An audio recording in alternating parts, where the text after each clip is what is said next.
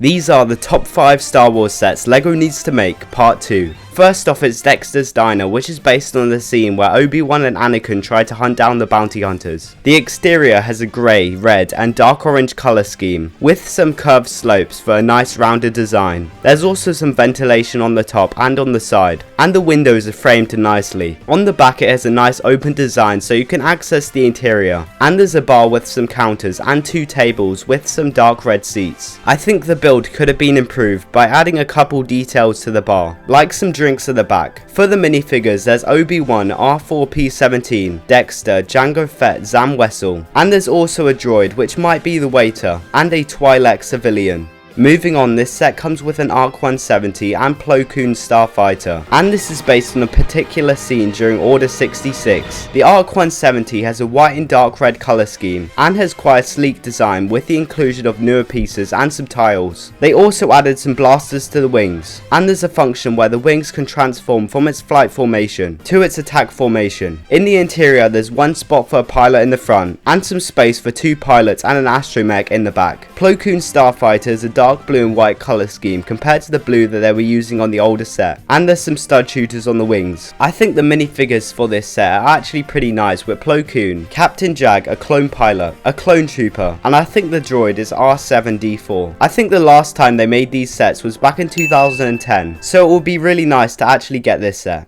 And the next set is the Imperial AT-ACT, which is based on the Battle of Scarif scene from Rogue One, and they're supposed to be larger versions of the AT-ATs, with cargo beds for transporting building materials or ammunition. The Walker looks quite similar to the 2020 version, just with some parts added to the legs, and there's the orange cargo bay, which can transport some crates or maybe some minifigures. And they included Chur Imwe, Baze Malbus, a Rebel Trooper, a Scarif Trooper, a Death Trooper, and 2 AT-AT drivers, so it's a pretty nice minifigure selection. And at number 2 it's the Rogue Shadow V2, which is based on the Force Unleashed game, and I think it's supposed to be an upgraded version of the original Rogue Shadow. It is a black and grey colour scheme with some yellow lights at the front, some wings on each side which look quite nice, and it has a very smooth design with not many studs. And for the interior, 2 panels can be removed to store some accessories and maybe some minifigures, and there's some space in the cockpit as well. And the minifigures are quite unique, with Lord Starkiller, which has some nice black robes and a custom helmet, Jedi General Ram Kota, and Juno Eclipse. And last but not least, it's the Jedi Temple, which is one of the most iconic Coruscant buildings, which appeared during the prequel trilogy. It's a pyramid-like structure with some pillars to break it up, and there's a small grey entrance with some dark tan stripes for some more detail, and they also represented the steps and statues on each side. In the interior there's the Jedi Council room at the top, with a few seats for some Jedis, a library which has some black shelves, the communication center and the holocron vault at the back. I think the minifigures included are pretty nice, with Yoda, Mace Windu, Obi-Wan, Anakin, Aayla Secura, Plo Koon and 2 temple guards, which we haven't received before. Overall, I think this is one of the most wanted sets, and I think it would either be a diorama or a UCS set if they were to make this temple.